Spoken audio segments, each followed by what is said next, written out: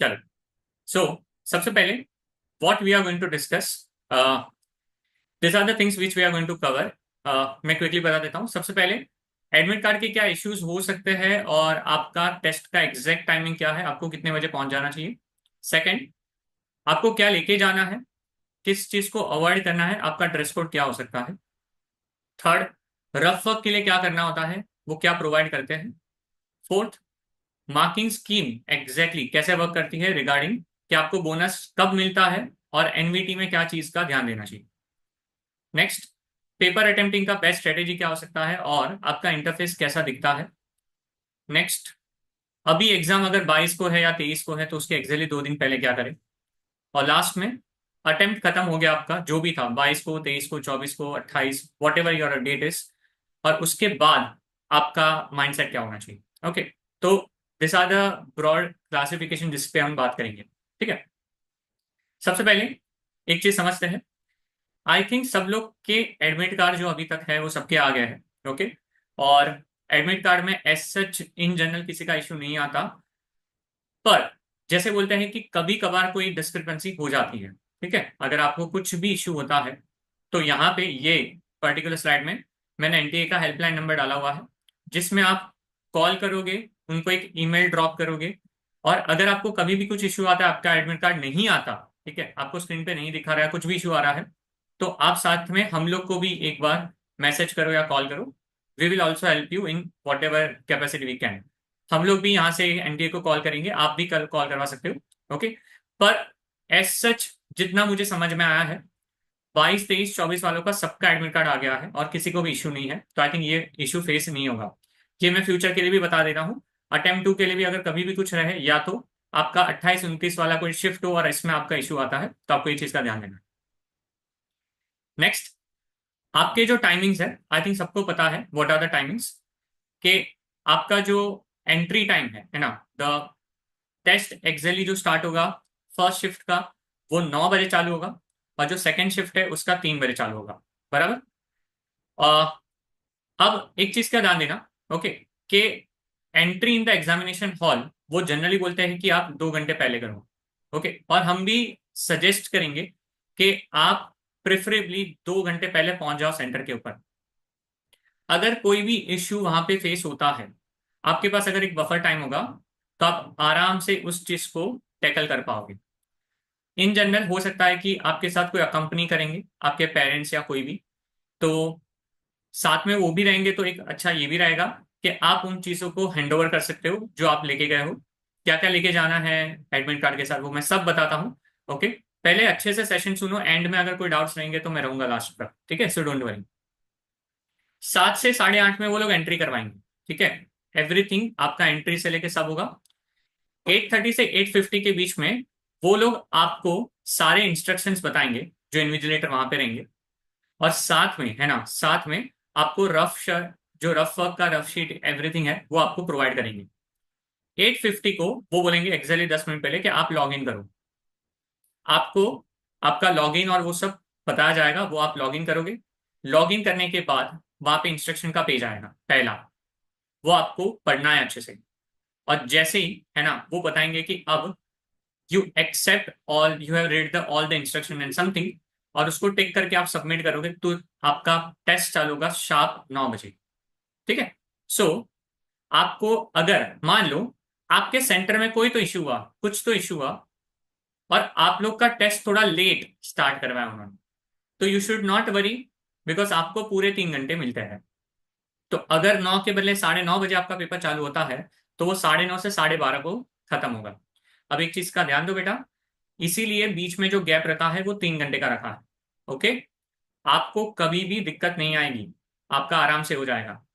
Okay, सो वो दिमाग से निकाल देना कि सर अगर मान लो कुछ तो इशू हुआ मेरा, मान लो कि आपका आधार कार्ड का वो चेकिंग कर रहे हैं और वहां पे बायोमेट्रिक से वेरीफाई नहीं हो रहा, कुछ तो समथिंग प्रॉब्लम वहां पे है, आपको टेंशन लेने की 1% भी जरूरत नहीं है।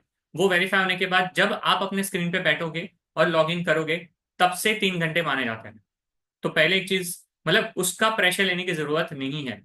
ओके, दूसरे लोग वहां पे प्रेशर ले, आपको नहीं लेना है, ये चीज मेरे जो बताई है वो ध्यान में रखना। उसके बाद क्या लेके जाना होता है, ठीक है, आपको क्या क्या लेके जाना होता है। तो यहाँ पे चीजें मैं बताई है, पर इस चीज को मैंने थोड़ा सा सिंप्लीफाई करके नेक्स्ट स्क्रीन पे रखा है, मैं वहां पे चीजें बता देता हूँ। सबसे पहले आपको एडमिट कार्ड लेके जाना है, ठीक है, प्रॉपरली एडमिट कार्ड लेके जाना है। अब एडमिट कार्ड में क्या फिल करना है वो भी मैं स्क्रीनशॉट अभी बताऊंगा कि क्या क्या चीजें फिल करनी है और कौन सी चीजें फिल नहीं करनी। पर एडमिट कार्ड के अलावा आपको क्या क्या लेके जाना है। सो सबसे पहले आधार कार्ड। आधार कार्ड आपका वेरीफाइड हुआ है या नहीं हुआ है, फिर भी आपके पास है तो आपको लेके जाना है, पहली बात। सेकंड, इनकेस आपके पास पासपोर्ट है, इनकेस, अगेन मैं बात वापस बता रहा हूं, इनकेस है तो लेके जाओ, कंपल्शन नहीं है। तीसरा, कॉलेज का आइडेंटिटी कार्ड। अच्छा, कोई भी चीज आप वहां पे जो भी लेके जा रहे हो, किसी का भी जेरोक्स नहीं, ओरिजिनल बता रहा हूं यहाँ पे, एवरीथिंग ओरिजिनल चाहिए यहाँ पे, कुछ जेरोक्स नहीं है। जेरोक्स रख सकते हो, जेरोक्स मॉम डैड को देके रखो, ओरिजिनल आपके पास होना चाहिए। आपको समझ में आ रहा है, वहां पे ओरिजिनल चीजें ही बोलेंगे। और अंदर जाते वक्त क्या चीजें करेंगे, ठीक है, वो मैं बताऊंगा अंदर जाते वक्त। सिर्फ देर आर सर्टन थिंग्स वो आपकी लेके जाने देंगे, बाकी कुछ नहीं लेके जाने देंगे। कॉलेज आइडेंटिटी कार्ड नहीं है तो क्या करें, कोई दिक्कत नहीं है, इनके स्कूल का कोई आईडी कार्ड पड़ा है तो लेके जाओ, नहीं है कोई दिक्कत नहीं है, आधार कार्ड होना चाहिए। पैन कार्ड, पैन कार्ड अगर आपके पास है, आपने निकाला हुआ है, या माइनर कैंडिडेट्स का पैन कार्ड है तो भी चलता है, वो लेके जाओ। एनटीए ने बोला है कि एक ही आपका पासपोर्ट साइज फोटो होना चाहिए, पर नहीं, हम बोलते हैं कि एटलीस्ट 2 से 3 लेके जाओ। कभी कुछ गलती होती है, कुछ गुम जाता है, कुछ इश्यू होता है, तो एक लेके नहीं जाना है, 2 से 3 लेके जाना है। वही पासपोर्ट साइज फोटो जो आपने अपने एप्लीकेशन पे, है ना, स्टिक करा था जब आपने फॉर्म फिल किया था तब। बैंक की पासबुक, अगर इफ यू हैव, आपका अगर बैंक अकाउंट है तो बैंक की पासबुक आप लेके जा सकते हो, या फिर कोई दूसरा government document identity, if you have. इसके अलावा जो यहाँ पे लिखा है, इसके अलावा कुछ आपके पास है तो आप लेके जा सकते हो, ठीक है। अगर आप कोई कास्ट से बिलोंग करते हो तो आप OBC, S C, S T, इसका जो सर्टिफिकेट आप लेके जा सकते हो। जनरली ये सब चीज की जरूरत नहीं पड़ती है, पर हम ये चीजें क्यों बता के रख रहे हैं, आपको वहां पे एंट्री करते वक्त, है ना, 1% का भी टेंशन ना हो कि अगर वो कोई भी चीज रेंडमली भी मांगे ना तो तुम रेडी रहो। इसीलिए हम ये चीजें सारी बता रहे हैं। Apart from one original admit card, आप 2 एक्स्ट्रा एडमिट कार्ड की कॉपी रखो, पहले से फिल करके। मैं बताता हूँ उसमें भी क्या करना है, ठीक है। ब्लैंक एडमिट कार्ड रखना, सिर्फ उसमें एक चीज करनी है जो आपको मैं बताऊंगा क्या करनी है, बाकी आप वो भी एक्स्ट्रा रख सकते हो। और एडमिट कार्ड के ऊपर जितने भी आपके इंस्ट्रक्शन है वो सारे आपको पढ़ने हैं। एडमिट कार्ड में टोटल 4 पेज है, ठीक है, एडमिट कार्ड में टोटल 4 पेज है। आपको चारों पेज का प्रिंट आउट लेना है, और 4th पेज स्पेशली किसको लेके जाना है वो अभी मैं नेक्स्ट में बताता हूँ, ठीक है। सो ये सारी चीजें मैंने जो बताई है सबको क्लियर हुई, क्या लेके जाना है, please let me know in the chat box. Is this fine, what to carry inside the आपका एग्जामिनेशन हॉल।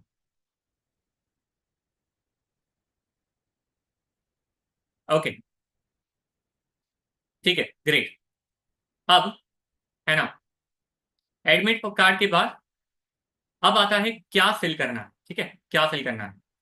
आपको फिल क्या करना है बेटा, you have to fill the self declaration and your left hand thumb impression in the admit card, but आपको admit card के ऊपर sign नहीं करना है। So to give the idea, मैंने यहाँ पे एडमिट कार्ड का आपके सामने एक छोटा सा स्क्रीनशॉट रखा है। Can you see this, this part, यहाँ पे कैंडिडेट का फोटो, ये समझ में आया, कैंडिडेट का फोटो, और यहाँ पे आपका left hand thumb impression. Okay, ये दोनों चीज आप सेंटर के पहले करके जाओगे, ये आपको दोनों फिल करके जानी है बेटा। सिग्नेचर ये वाला गलती से भी नहीं करके जाओगे, वो इन्विजिलेटर आपके सामने बोलेगा तब करना है, वो चेक करता है, क्रॉस वेरीफाई करता है कि आपकी सिग्नेचर जो आपने पहले करी है और ये है वो करेक्ट है या नहीं है। समझ में आया बेटा, तो मेक श्योर करो कि ये करो। अच्छा, ब्लैक एंड व्हाइट या प्रिंटेड, हम बोलते हैं प्रिंटेड करो, 5 रुपये बचा के कुछ नहीं होने वाला इस पॉइंट ऑफ टाइम पे। ओके, लेफ्ट हैंड थंब का इंप्रेशन आई थिंक सबको पता है, लेफ्ट हैंड थंब होना चाहिए उसके लिए, और साथ में इंप्रेशन का मतलब क्या है, वो आपके पास जो शाही जैसा जो रहता है ना, ये मम्मी पापा को पता होगा बेटा, आपको इनकेस पर नहीं पता है तो। ओके, बच्चे ये भी पूछ रहे हैं, तो वहां पे आपको शाही पे लेफ्ट हैंड थंब रखना है। अज्यूम करो कि अगर मान लो आप एजुकेटेड नहीं होते तो आपकी साइन नहीं करवाते ना बेटा, तो इसके लिए आपको वो लेफ्ट हैंड थंब करना है। अच्छा, पासपोर्ट साइज फोटो ही चाहिए यहाँ पे, स्पेसिफिकली मैंने बताया है। या तो फिर थोड़ा सा आप उसको कट शॉर्ट कर दो, पासपोर्ट साइज फोटो मतलब इतने स्पेस में थोड़ा बाहर जा रहा है तो थोड़ा साइड से कट कर दो, दैट्स ओके। ठीक है। अ, अच्छा, एडमिट कार्ड अलग अलग पेज पे, जो इंस्ट्रक्ट सब चीजें हैं एडमिट कार्ड का जो प्रिंट कर रहे हो वो अलग अलग पेज पे हो, बैक टू बैक ना हो, ये चीज का ध्यान देना, क्योंकि उसका एक रीजन है, मैं बताऊंगा अभी आप। ठीक है, ये आपको पहले समझना है। दूसरा, affix the same photo as uploaded in the application form, ये हम पहले से बता के आ रहे हैं बेटा कि आपको जो भी चीजें स्टार्टिंग से एक कांस्टेंट चीजें रखनी होती है। फोटो आपको पहले बोला वो कांस्टेंट आपका 10 कॉपी होना ही चाहिए, जो आगे एंड तक आपको यूज करना है। अब अगर इनकेस नहीं करा आपके, आपने ऐसा कुछ गलती करी है, तो आप जो भी फोटो सेंटर में गए थे जहां पे आपका फोटो था, वहां पे बोलो कि ये मुझे फोटो ऐसा वापस उसकी एक्स्ट्रा कॉपी बना दो। ओके, या सिमिलर जैसा कुछ करो। ठीक है, समझ में आ गया? तो मतलब फोटो होना चाहिए अच्छे से। अच्छा, the signature on the admit card is to be done at the exam centre, ये आपको एग्जाम सेंटर पे करना है। Please note keep two separate admit card copies ready blank as it might come handy at the last moment, carry it along with you, आप उसके साथ लेके जाओ। ओके, आप उसके साथ लेके जाओ। If your Aadhaar name and marksheet name is not matching, then please fill the last declaration for non Aadhaar also. What is the meaning of this statement? कि अगर आप लोगों ने आपका फॉर्म, जेई का फॉर्म, आधार के अलावा, आधार के बिना आपने फिल किया था, या तो आपका आधार का और मार्कशीट का नाम में कुछ ऊपर नीचे है, आपको लगता है कुछ दिक्कत है, तो आप the fourth declaration, that is the non Aadhaar form fill करना है। सुन लो, ये वाला आप एडमिट कार्ड देखोगे तो आपके पास पीछे होगा, सही है, ये वाला। और यहां पे ये सब फिल करना है। I hereby declare that I am, ये declare that my candidate for this genuine, the details are same. अच्छा, अब ये कब फिल करना है ये सुनो। The image uploaded on my application form is not matching with my face due to the following reasons. अगर आपकी इमेज है ना, आप अपलोडेड करी हुई और आपके फेस के साथ मैच नहीं होती है कोई भी रीजन की वजह से, तो ही आपको ये करना है, एल्स आपको ये सब फिल करने की जरूरत नहीं है। सुन लिया अच्छे से? This is not required. ये सिर्फ तभी करना है जब आपको लगता है कि आपके एप्लीकेशन फॉर्म की इमेज और आपका फेस है ना, वो दोनों मैच नहीं कर रहा है। Okay, application ID, roll number fill करना है, योर सिंसियरली कैंडिडेट नेम लिखना है आपने। ठीक है, आपने गवर्नमेंट आईडी का प्रूफ टाइप, गवर्नमेंट आईडी का प्रूफ टाइप आपने आधार के बदले क्या डाला बेटा, वो यहाँ पे डालना है, और गवर्नमेंट आईडी नंबर डालना है। फॉर एग्जाम्पल, कोई बच्चे ने पैन कार्ड से भरा है ना, कोई बच्चे ने पैन कार्ड से भरा है, तो पैन कार्ड डालो, पैन कार्ड का यहाँ पे प्रूफ टाइप डालो और उसका आईडी नंबर यहाँ पे लिख दो, डेट लिखो, शिफ्ट नंबर लिखो, और यहाँ पे आपका सिग्नेचर करो। ये ये फॉर्म, दिस फॉर्म आपको पहले से फिल करके जाना है। ओके, ये फॉर्म आपको कहाँ से फिल कर जाना है, पहले से फिल करना है। एप्लीकेशन आईडी, रोल नंबर आपके आधार कार्ड पे सब डिटेल्स है। ओके, थोड़ा आपको, थोड़ा मतलब आधार कार्ड डाउनलोड करके प्रिंट आउट लेके सब शांति से देखोगे तो सब समझ में आएगा। ओके, मैं सब बता रहा हूं, थोड़ा सा मेक श्योर करो, अपने क्वेश्चंस को होल्ड करो एक बार के लिए। बहुत सारे क्वेश्चंस बच्चे पूछ रहे हैं, पहले होल्ड करो, हर चीज मैं आंसर करूंगा।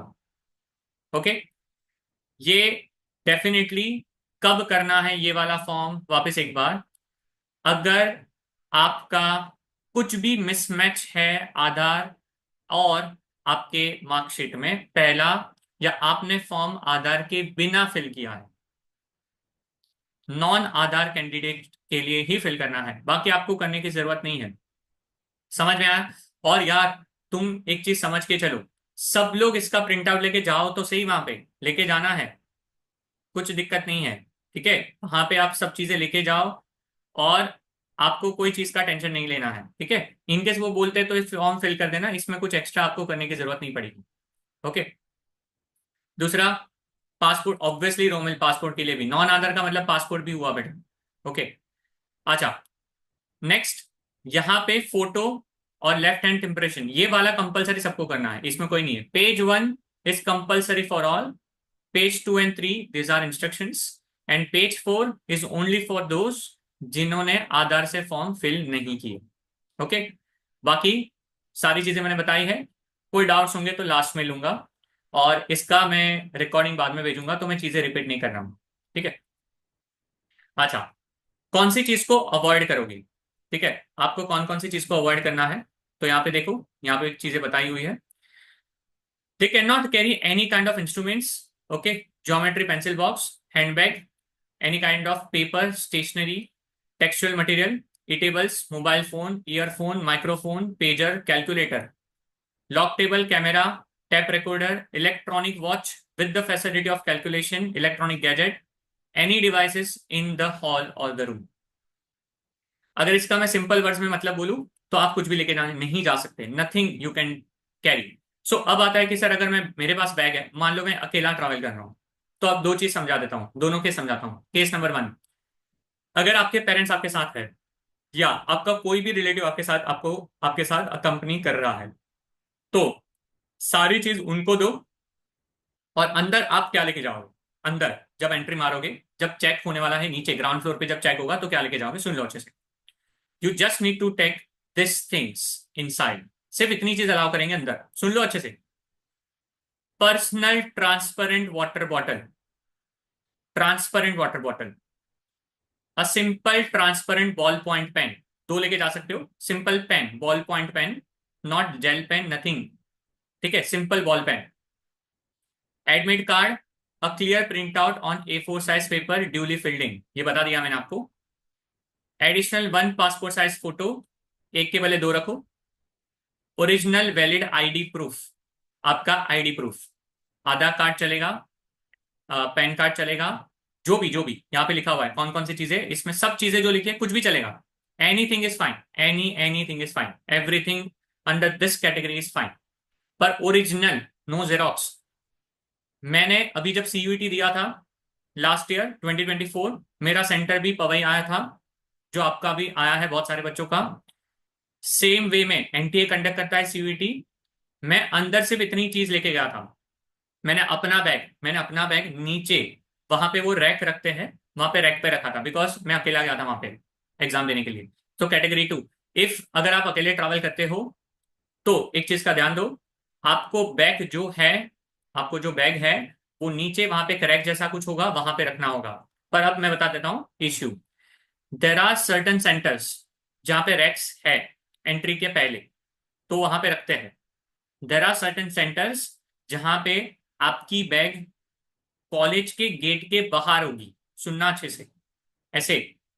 तो वहां पे है ना, एक ही चीज का प्रॉब्लम है, अगर आप बहुत वैल्यूएबल चीजें लेके गए हो वहां पे, ठीक है, बहुत वैल्यूएबल चीजें लेके गए हो, और बाहर ऐसे ही रैंडमली बैग रखा हुआ है, तो वहां से चीजें जाने का, है ना, चांसेस होता है।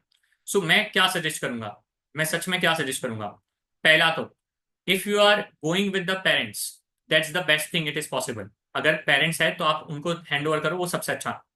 इनकेस पेरेंट्स नहीं आ सकते उस दिन पे, मान लो हो सकता है पॉसिबल, जैसे मैं अकेला गया था, तो यार एक चीज का ध्यान दो कि आप बहुत वैल्यूएबल चीजें वहां पे नहीं लेके जा रहे हो। पैसे वैसे जो भी रखो वो बहुत लिमिटेड रखो, जो आने जाने के लिए आपको काम में हो। साथ में मोबाइल फोन इनकेस लेके जा रहे हो फॉर द कॉन्टेक्ट पर्पस, तो है ना, डब्बा फोन लेके जाओ उस दिन, सिर्फ उस दिन के लिए डब्बा फोन लेके जाओ, सो दैट कॉन्टेक्ट ही करना है ना आपको, और किसी की जरूरत नहीं पड़ेगी आपको। वरना कुछ गलती से वहां पे चोरी वोरी हो गई तो आप क्या कर सकते हो, है ना। और माइंड में आप फ्री होने चाहिए, आप एग्जाम देने जा रहे हो, आपका एग्जाम के टाइम पे वो टेंशन नहीं होना चाहिए कि यार मैं तो ये लेके गया था, मेरे बैग में मोबाइल भी है, मेरे पास ये भी पड़ा हुआ है, मेरे पास इतना कैश है, कुछ भी नहीं, है ना। मेक श्योर करो कि आप एकदम मेंटली फ्री होके जा रहे हो। Okay, so this is the things which you need to carry. Okay, this you need to carry if you have filled the form, not with respect to the Aadhaar card. Okay, फिर भी print out लेके जाना। Okay, जिन्होंने भी आधार से form fill करा हो, फिर भी प्रिंट आउट लेके जा सकते हो। क्या अवॉइड करना है ये मैंने बता दिया। अच्छा, shoes and footwear with the thick soles and garment with large buttons are not permitted.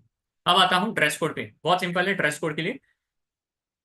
As such anti है ना, कोई चीज पे आपको ना नहीं बोलता है। मान लो कि आप मतलब लेट से आपने छोटा मतलब ऐसे हुडी कुछ पहना है, ठीक है, आपने हुडी पहना है, तो अगर उनको लगेगा कि हुडी अलाउ नहीं करना है तो वो नीचे ना बोल देंगे, तो आपको नीचे बाहर निकाल देना, ठीक है। अलाउ कर देते हैं, बहुत सारे सेंटर्स अलाउ भी करते हैं, पर हाँ फ्रिस्किंग होती है। NTA has every right to do the frisking, और वो 3 घंटे में 3 से 4 बार कर सकते हैं। वहां पे पुलिस ऑफिसर्स होते हैं, सुनना एक चीज अच्छे से, they deploy the entire police force जो आपका फ्रिस्किंग करेंगे।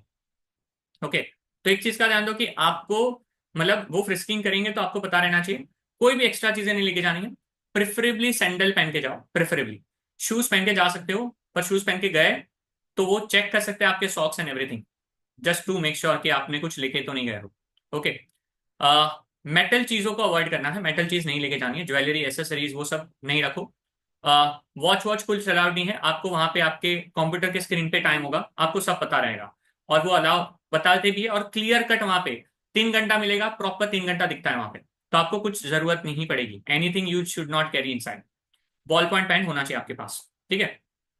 नाउ जो चीज मैं बताना चाहता हूँ, blank paper sheet for rough work will be provided in the examination hall room.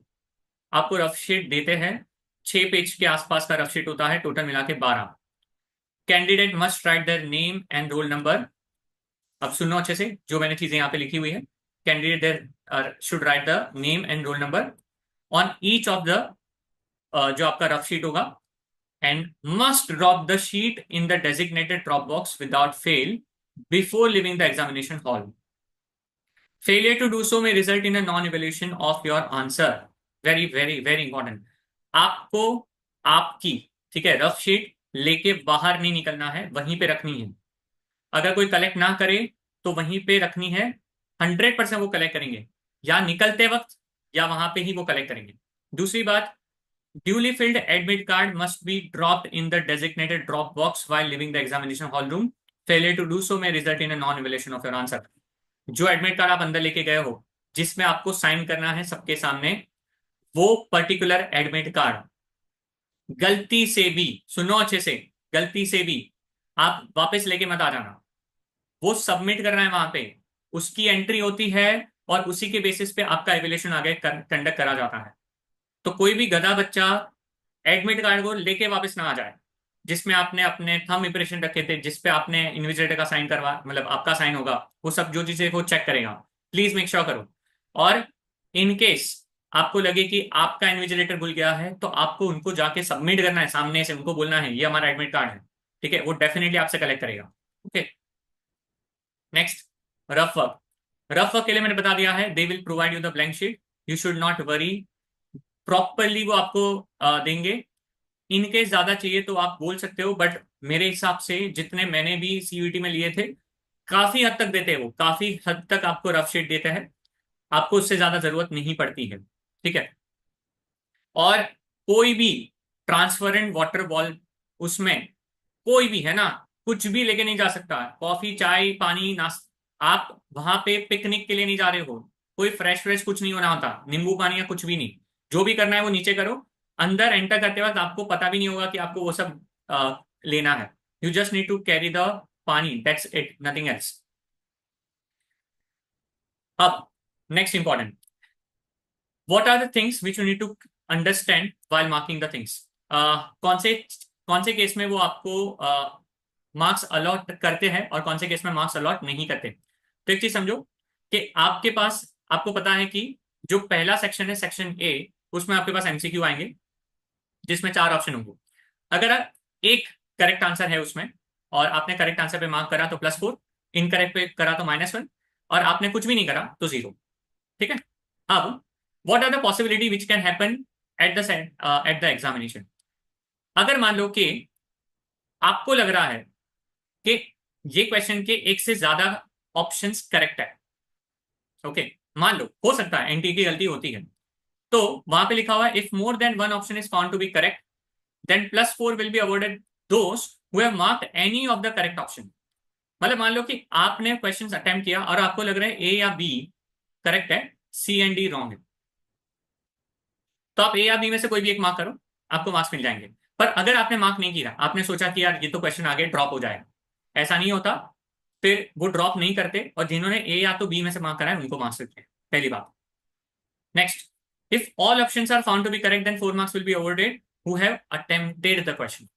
मान लो कि ऐसा कुछ, मान लो ऐसी सिचुएशन हो जाती है कि 4 ऑप्शन करेक्ट है, ABCD, तो आपको मार्क्स तभी मिलेंगे जब आपने वो क्वेश्चन को अटेम्प्ट किया है, दैट मीन्स आपने कोई भी ऑप्शन मार्क करा है। अगर आप क्वेश्चन छोड़ के आ गए तो मार्क्स नहीं मिलेंगे। although sufficient care will be taken for correctness of the question, अगर क्वेश्चन ड्रॉप होता है एनटीए से, every year NTA drops on an average 3 to 4 questions पर सब्जेक्ट। ड्रॉप का मतलब क्या होता है? एनटीए एडमिट करता है कि हमने क्वेश्चन फॉर्मेशन में या तो ऑप्शन देने में गलती करी थी, तो उस केस में आपको पूरे के पूरे 4 मार्क्स मिलेंगे सबको, पूरे के पूरे 4 मार्क्स मिलेंगे सबको। दैट मीन्स अगर सारे ऑप्शन इनकरेक्ट है, आपको लगता है, सुनो अच्छे से, अगर आपको लगता है कि सारे ऑप्शंस इनकरेक्ट है तो आपको क्या करना है? आपको कुछ भी नहीं करना, आपको शांति से, ठीक है, शांति से कोई भी एक ऑप्शन टिक कर लेना। कोई भी एक ऑप्शन क्या करना है? टिक कर लेना। आपको लगता है, आप श्योर हो तो। कई बार क्या होता है मैं समझाता हूं, कई बार बहुत ऑब्वियस गलती करती है एनटीए। जैसे फॉर एग्जांपल, आपको पता है कि आंसर जो भी आने वाला है वो जेड डायरेक्शन में आएगा, पर चारों ऑप्शन वाई डायरेक्शन में है। सुनो अच्छे से, आपको पता है कि आपका आंसर जेड डायरेक्शन में आएगा पर चारों ऑप्शन वाई डायरेक्शन में है, तो आपको क्या करना है उस केस में? अगर मैग्नीट्यूड मैच हो गया ना तो प्लीज टिक कर दो उस आंसर को, जो भी आपका मैग्नीट्यूड मैच हो गया। एनटीए उस केस में क्वेश्चन को ड्रॉप नहीं करेगा। एनटीए ने पहले किया हुआ है, पास्ट में बहुत सारे कांड करे हैं एनटीए ने, वो चीज में नहीं करेगा। तो मैंने क्या समझा आपको? मेक श्योर करो, मेक श्योर करो कि आपको लगता है कि आपका क्वेश्चन में जो आंसर आया है वो करेक्ट है, तो आप उसको अटेम्प्ट करके आओ। 1 से 2 बार करने के बाद आपको लगता है कि मेरा आंसर मैच नहीं कर रहा या कुछ दिक्कत लग रही है, तो आप आंसर छोड़ दो अभी के लिए और आगे बढ़ो। वेस्ट मत करना टाइम को, ये चीज मैं यही समझाना चाह रहा हूं। आपकी शिफ्ट में क्या पता 1-2 क्वेश्चन गलत आए आपके एनटीए के, तो आपको मेक श्योर करना है कि आप कोई भी क्वेश्चन पे more than 3 minutes to 4 minutes रुको नहीं। अगर आपने 3 से 4 मिनट ज्यादा वेस्ट किया तो आपका पेपर फिर, है ना, मतलब बिगड़ता जाएगा। I hope this should be clear to everyone. NVT is very important. NVT में क्या चीज का ध्यान दोगे? अगर करेक्ट है तो +4 है। इस बार पहली बार वापस उन्होंने ऐड किया कि गलत है तो -1 है, इनकरेक्ट मतलब अटेम्प्ट नहीं करा तो 0 है। अब सुनो, मान लो कि if a question is found to be incorrect और the question is drop then 4 marks will be awarded to all. पर आपको, है ना, कैलकुलेशन करते वक्त जो कॉन्स्टेंट्स गिवन है प्लीज मेक श्योर करो आप उसी से कैलकुलेट करोगे। अगर जी मान लो 9.8 गिवन है तो 9.8 लो, 10 गिवन है तो 10 लो। पर हाँ, अगर नहीं गिवन है तो आप अज्यूम करो, और अज्यूम करते वक्त जी प्रेफरेबली 9.8 अज्यूम करना है, 10 अज्यूम नहीं करना है। एनटीए 9.8 लेके कैलकुलेशन मारता है, 10 लेके मारता नहीं। दूसरी चीज वेरी इंपॉर्टेंट, नियरेस्ट इंटीजर में राउंड ऑफ करो। सो राउंड ऑफ करने का तरीका आई थिंक सबको पता है। इफ इट इज 2.7 तो राउंड ऑफ 3 पे होगा, and if it is 2.2 then round off 2 पे होगा। ये फिक्स है उनका, ग्रेटर देन 5 लेस देन 5 वाला रूल। इक्वल टू 5 में एनटीए ने कोई भी चीजें बताई नहीं है, पर हम एनसीईआरटी को फॉलो करेंगे। एनसीईआरटी क्या बोलता है सबको याद होगा। अगर 2.5 हुआ तो राउंड ऑफ 2 पे होगा, और अगर 3.5 हुआ तो राउंड ऑफ 4 पे होगा। आई थिंक सबको समझा होगा। 2.5 पे 2 क्यों? क्योंकि 5 के पहले का डिजिट इवन है तो इवन +1 नहीं होता। 3.5 में 4 क्यों? क्योंकि 5 के पहले का डिजिट क्या है? ऑड, तो +1 होता है। सो आई होप ये सबको समझ में आया होता है ना, ये आपको एक अच्छे से समझा है।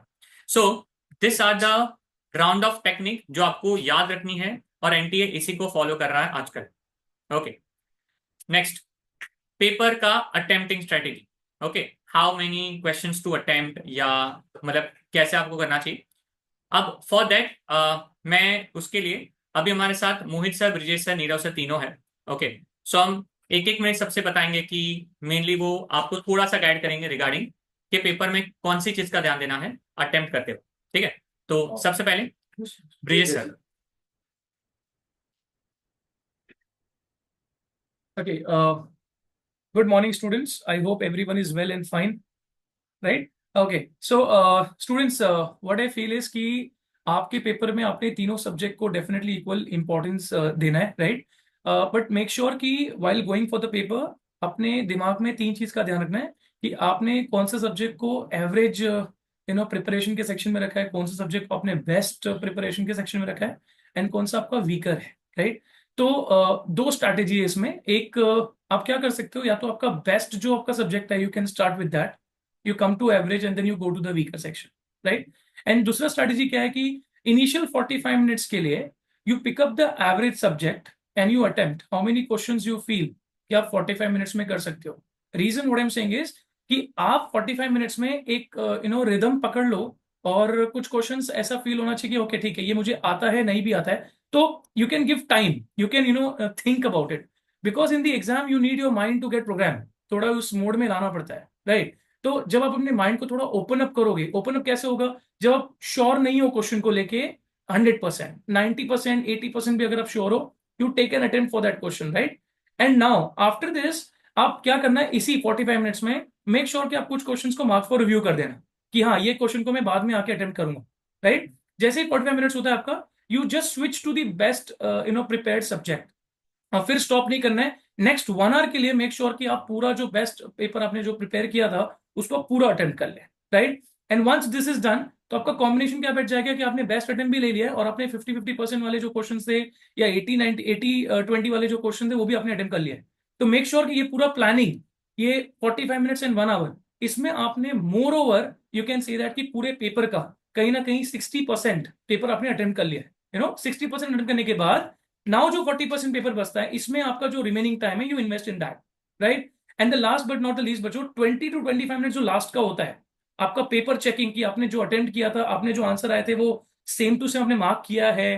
क्योंकि कभी कभार हमने हड़बड़ी में क्या किया होता है कि हो सकता है मार्क करने भी भूल गए रहते हैं, या फिर हमने गलत मार्क किया रहता है, तो ये रिव्यू करना बहुत जरूरी है, राइट। एंड स्पेसिफिकली मैथ्स को लेकर अगर मैं कुछ बोलूं, तो इन मैथमेटिक्स मेक श्योर बच्चों कि 12 to 14 questions should be your target, कि अगर आपने 12 से 14 क्वेश्चंस आपने अटेम्प्ट कर लिया है, तो you will be in the safer zone. As we all know, 45 plus marks will take you to 99 percentile और 98.5 परसेंटाइल प्लस, ठीक है। तो this is what is the strategy we need to make sure. And ज्यादा load नहीं, ज्यादा tension नहीं लेना है, because see if you think more कि मैं ऐसे कर दूंगा वैसे कर दूंगा, देर आर चांसेस कि you mess up in the exam.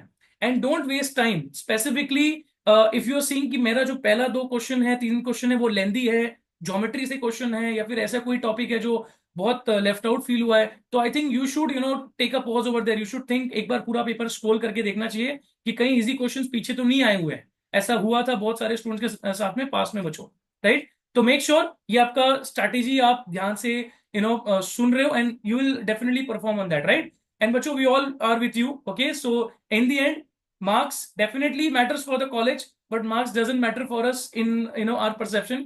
You have given your best try, 2 साल आपने बहुत मेहनत करी है, राइट। तो all the very best from my side. Thank you students, take care. Yes. Hello students, finally D day आ गया है हमारा। सबसे इम्पोर्टेंट 2-3 दिन अपने को क्या रहना है, अभी अब जो हमारा एग्जाम आने वाला है, थोड़ा सा कूल एंड काम रहना है। ऐसा नहीं पैनिक हो जाना है, पैनिक बटन दबाना नहीं है, ठीक है। आराम से जो है, अभी तक आपने जो भी प्रिपेयर किया है वो माइंड में है, इतना भरोसा रखो अपने आप पे बस, कि जो भी हमने पढ़ा है वो हमारे दिमाग में है, और हम हमारी लाइफ का आपसे सबसे बेस्ट पेपर देने वाले हैं। पॉजिटिव एटीट्यूड रखना है। बहुत सारी चीजें हैं, बहुत सारी स्ट्रेटेजी अभी सर ने भी डिस्कस किया, ब्रिजेश सर ने भी डिस्कस किया है, बट वो सब तब काम आएगी जब हम एक कूल और कंपोज माइंड से रहने वाले। रिगार्डिंग फिजिक्स अगर हम बात करें, तो अब तक हमेशा से पिछले 3-4 साल में तो फिजिक्स सबसे इजियर सेक्शन में आ रहा है। होप सो इस बार भी इजी आए, but we don't know, maybe NDA अगर एक्सपेरिमेंट करता है, टफ भी आता है क्वेश्चन। अगर आपको लगे 4-5 क्वेश्चन स्टार्टिंग के टफ है, तो वो टफ सिर्फ हमारे लिए नहीं है, सारे लोगों के लिए टफ है। तो आपको उस टाइम पे उसके अकॉर्डिंग स्ट्रेटेजी बना के पेपर को अटेम्प्ट करना इन अ बेस्ट वे। क्लियर हो गया है? अगर आपको लग रहा है पेपर इजी है, तो आप जो है उसमें जितने मैक्सिमम अटेम्प्ट कर सकते हो उतने अटेम्प्ट करने की कोशिश करें।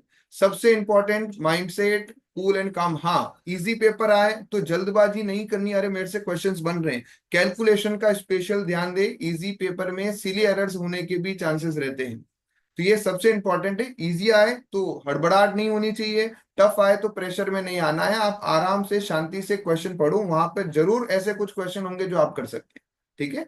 तो सबसे इंपॉर्टेंट शांति से जाना है। पेपर होने के बाद में भी ऐसा, अगर हमारा कैसा भी पेपर जाए, हमें हमारे अगले अटेम्प्ट के लिए जो है वो सोचना है। क्लियर हो गया यहाँ पे? तो all the best from my side. और मुझे तो लगता है इजी आएगा पेपर और आप लोग फोड़ के आएंगे। Best wishes from my side. Neeraj sir आइए। So good morning guys. दो बातें बता देता हूँ। चाहे पेपर इजी हो या डिफिकल्ट, आप अपने एफर्ट्स पे ट्रस्ट कीजिएगा। सबसे बड़ी बात है, जो भी आंसर मार्क करें केयरफुली मार्क कीजिए। कभी कभी पैनिक होते हुए गड़बड़ हो सकती है कि बी मार्क करने गए सी हो गया, आंसर सबमिट भी हो गया, तो उसका इफेक्ट बाकी के क्वेश्चंस पे ना आए। उतने पैनिक मत होइएगा। एक बार ऐसा हुआ है तो एक डीप ब्रीथ और काम शुरू कर दीजिए आगे का। और सेकंड बात, कभी कभी टेक्निकल एरर से भी बीच में सिग्नल्स इन आउट हो जाते हैं, आपका सेशन बंद हो जाएगा, पर वो वहीं से वापस से रीस्टार्ट भी होगा। तो आप अच्छे से मॉडरेटर को या ऑफिशियल को बुलाइए और काम करवा दीजिए। टेंशन नहीं आना चाहिए वहां। रही बात आपके क्वेश्चंस की, तो आप मुझे पर्सनल मैसेज में भेज दीजिए, मैं सेंड करवा देता हूँ। पेपर्स इजी होगा, डोंट वरी।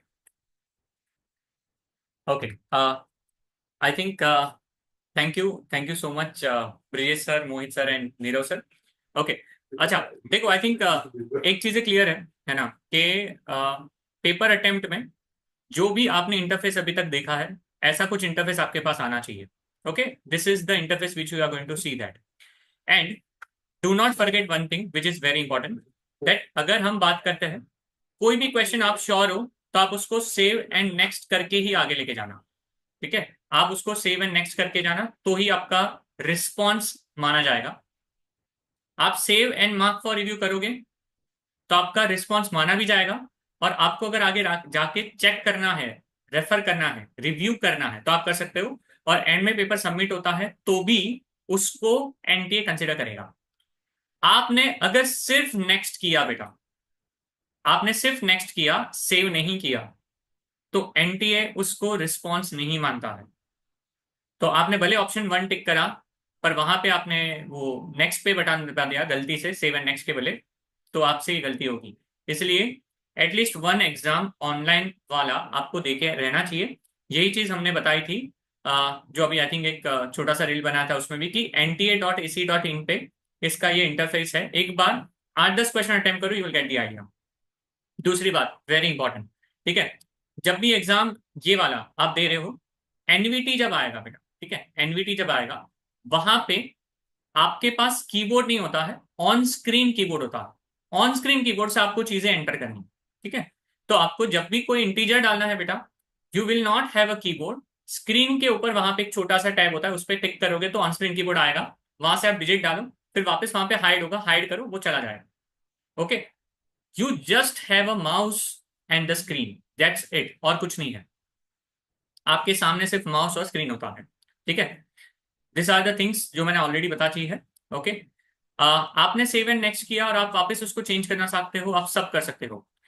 पूरे 3 घंटे में आप एक भी क्वेश्चन चाहो तो चेंज कर सकते हो, कोई भी क्वेश्चन चेंज कर सकते हो। एनटीए ऐसा कोई भी एडवाइजरी नहीं दिया है कि आप कोई भी क्वेश्चन चेंज नहीं कर सकते। There is nothing like that, anything you can change. बस वही है, save and next and save and mark for review में एक चेंज क्या है, सेव एंड नेक्स्ट कब करना होता है, जब तुम श्योर हो कि मुझे वापस इसको देखने की जरूरत नहीं है।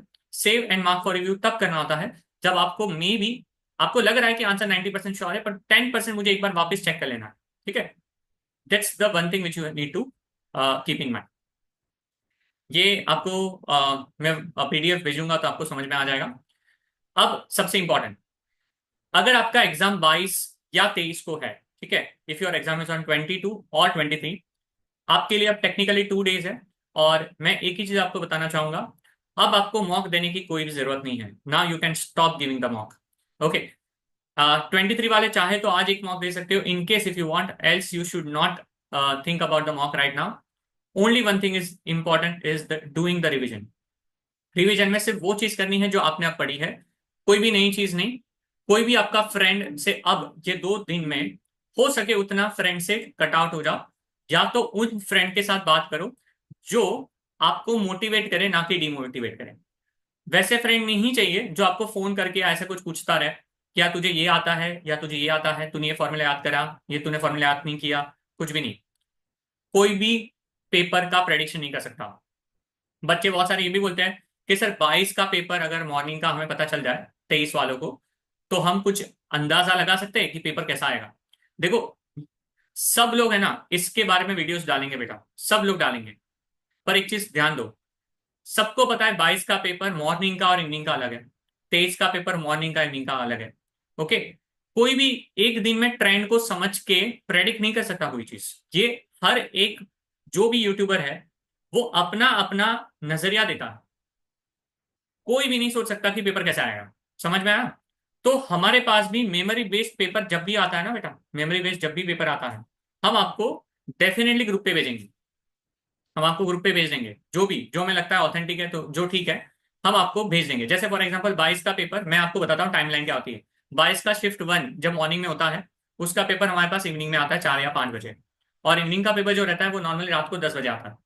हमारे पास जैसे आएगा ना बेटा, हम लोग ग्रुप पे हैं, हम ग्रुप पे भेज देंगे आपके। आप क्वेश्चंस को देख सकते हो, पर उस क्वेश्चन पे कितना भरोसा करना नहीं करना है उसका मैं एक ही रीजन देता हूँ, डिपेंड करता है आपके ऊपर। क्वेश्चन ऑन एन एवरेज वैसे ही होता है, पर ये मेमोरी बेस्ड होते हैं, क्योंकि एनटीए सारे पेपर रिलीज तब करता है जब सारे शिफ्ट खत्म होते हैं, और उसके बाद तो बहुत टाइम होता है। ठीक है, सो इस पॉइंट ऑफ टाइम पे एक ही चीज है, कोई भी टफ टफ चीजें नहीं करनी है। कोई भी वो चीज पे सुनना नहीं है कि आखिरी के पेपर टफ आते हैं पहले के पेपर इजी आते हैं, ऐसा कुछ नहीं होता है। Everything is random, pure random. Okay, nothing can be predicted. Okay, तुम ऐसा सोचो तुम्हारे शिफ्ट का पेपर ऐसा आएगा जो तुमसे बने। Very very important thing, paper easy होगा पेपर टफ होगा ऐसा नहीं, पेपर ऐसा आएगा जो तुमसे बनेगा। तुम्हारे लिए वो पेपर बना है, भगवान ने तुम्हें उसी शिफ्ट में इसीलिए डाला कि तुम अगर उस शिफ्ट के अलावा कोई दूसरी शिफ्ट में होते ना तुम, तो तुमसे वो पेपर नहीं बनता। मतलब तुम्हारे लिए वो परफेक्ट शिफ्ट है। ये माइंडसेट के साथ एग्जाम देना है। The mindset should not be like कि सर मेरे से नहीं हुआ, तो ऐसा नहीं है। पैनिक से कुछ नहीं होगा, टेंशन लेने से कुछ नहीं होगा, उल्टा पेपर बिगड़ेगा। सिर्फ फोकस एक चीज पे कि मेरा पेपर डेफिनेटली बेस्ट जाएगा। ओके, एंड जेई के बाद एग्जाम 3 घंटे का है, 3 घंटा बैठना है, बीच में गिव अप नहीं मारना। 1 घंटे बाद मान लो तुमसे पेपर नहीं जा रहा सही से, आपको लग रहा है बहुत चीजें कंफ्यूज हो रही है, मैं पैनिक हो रहा हूं, सो एक ही चीज मैं बोलूंगा, अगर तुम लगे in between the exam panic mode में गए कुछ भी हुआ, तो 2 मिनट के लिए शांति से सब चीजें साइड में रखो, trust me, close your eyes, और for 60 second to 120 second take a deep breath.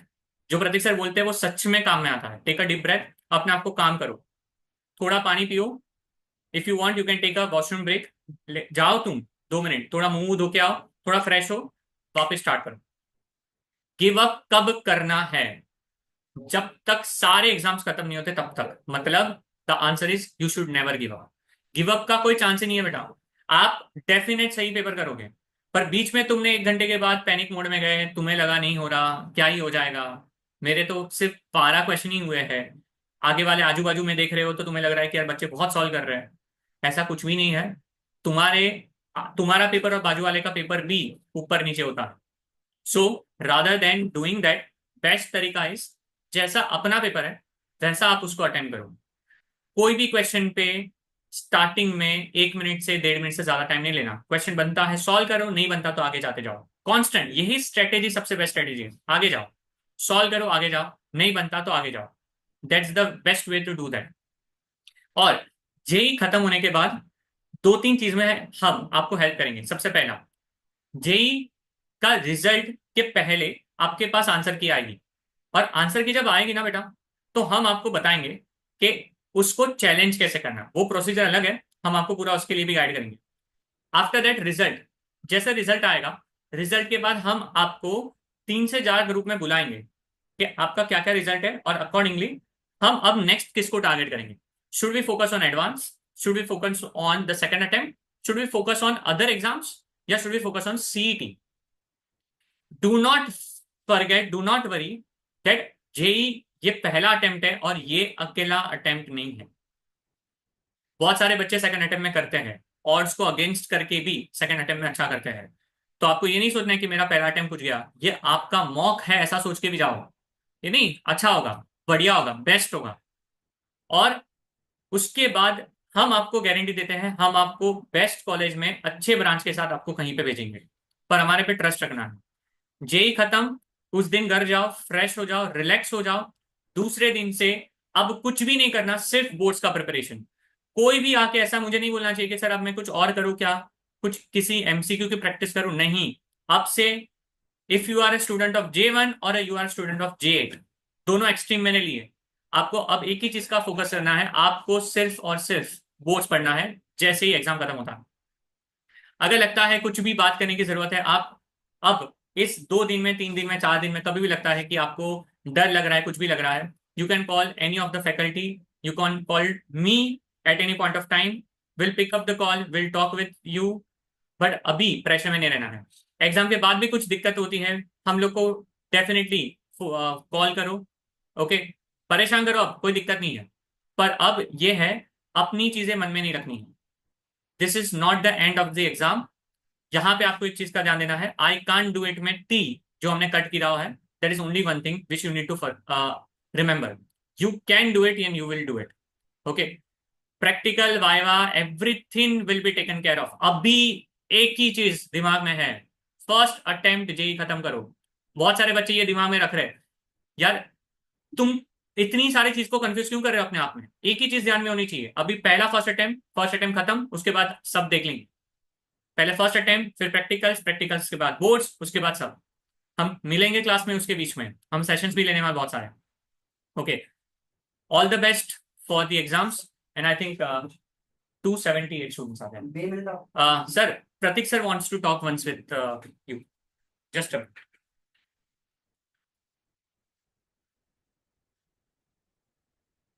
Hello everyone. Am I audible, guys? Yes. Yeah, we'll send everything. But chalo, okay. Final 2 minutes. I know I will not take your time. Ankit sir ने already सब कुछ बता दिया है। 2 minute का मेरे को जो लगता है आपके लिए क्या बेटर होगा, सबसे पहले focus on revising important formulas and concepts daily. जिसका 23rd 25th को एग्जाम है, फॉर्मूलाज आपको बाय हार्ट होने चाहिए, कॉन्सेप्ट्स आपके पास होने चाहिए। Second, solve previous year papers in exam like conditions. Try करो कि आपको स्लॉट मिल गया, आपको डे मिल गया, तो उस स्लॉट में ही आपने 1-2 एग्जाम देनी है, ताकि आपको पता चले कि मैं 3 घंटा बैठ सकता हूं या नहीं बैठ सकता। Third, avoid over thinking. ये टाइम होगा ना जहां पे बहुत सारे थॉट्स आएंगे मन में कि मैं ये कर सकता हूँ, वो कर सकता हूँ, ऐसा हो गया तो, वैसा हो गया तो, आगे क्या होगा। ट्राई करो कि नेगेटिव थॉट्स ना आए दिमाग में। ट्रस्ट करो अपना preparation, it is connecting the dots, everything will connect together to you in the exam session. अब सब कुछ याद आएगा आपको, तो ओवर थिंकिंग मत करो, बार बार अफर्मेशन यूज करके अपना कॉन्फिडेंस बिल्डअप करो। इसके बाद focus only on revision, no new topics, okay. नए नए टॉपिक करने जाओगे तो जो पुराना है उसका कॉन्फिडेंस कम हो जाएगा। इसके बाद टेक शॉर्ट ब्रेक्स। अगर हो सके जिस दिन आपका जेई सेशन है, 15 मिनट जल्दी उठकर you can do guided meditation या नेचर साउंड्स सुनो और शांति से मेडिटेट करने का ट्राई करो। Your recall, your ability to solve questions will be much better than without meditation, ठीक है। वॉक लेना चालू करो रात को, जब आप एकदम फ्रस्ट्रेट हो जाओ, थक जाओ, go for a nature walk, ठीक है। पानी ज्यादा पियो, बी हाइड्रेटेड। दूसरा है attempt PYQs to boost your confidence. अलग अलग टॉपिक के 2-2, 3-3, 4-4 PYQs करो, ठीक है। उसके बाद जिस दिन आपका जेई पेपर है, उस दिन कम से कम 6 से 7 घंटे आपको 6 to 7 आवर्स का स्लीप लेना है बच्चा लोग, ठीक है। उसके नीचे नहीं सोना है, sleep will connect everything that you have studied. और last is stay calm and believe. देखो, आप जितना काम रहोगे उतना एग्जाम अच्छा जाएगा। We have seen people in the last 10 years जिसने जबरदस्त प्रिपरेशन किया, बट एग्जाम में पैनिक हो गया, एंजाइटी के कारण वो चीजें रिकॉल नहीं कर पाया, ब्लैंक हो गया। और ऐसे बच्चे देखे जिन्होंने इतनी कामली पढ़ाई किया, उतना प्रिपरेशन नहीं था, बट एग्जाम में उनका बेस्ट परफॉर्मेंस हुआ, because they were very calm, peaceful and relaxed. तो एग्जाम सेंटर पे आप पहुंच जाओ आधे पौने घंटे, 1 घंटे पहले। डू नॉट हैव एनीथिंग, ठीक है, do not study anything, just relax रहो, नेचर को देखो, ब्रीद इन ब्रीद आउट करो, अफर्मेशंस करो, and be as calm as possible, okay. while going to the exam center you can revise, definitely you can revise, and अगर हो गया है तो you can listen to songs, ठीक है बच्चा लोग। So all the best. JEE 2025 का आपका परफॉर्मेंस अब तक का बेस्ट परफॉर्मेंस होगा। याद करो, जितनी AITS हुई है वो सारी बहुत टफ थी। अंकित सर ने, मोहित सर ने स्पेशली टफ रखा था, बट अभी का जो एग्जाम होगा वो काफी कंपैरेटिवली इजी होगा आपके लिए, okay. So make us proud बच्चा लोग, all the best, God bless you all. Okay, all the very best, yeah. Okay, and thank you so much for listening so patiently.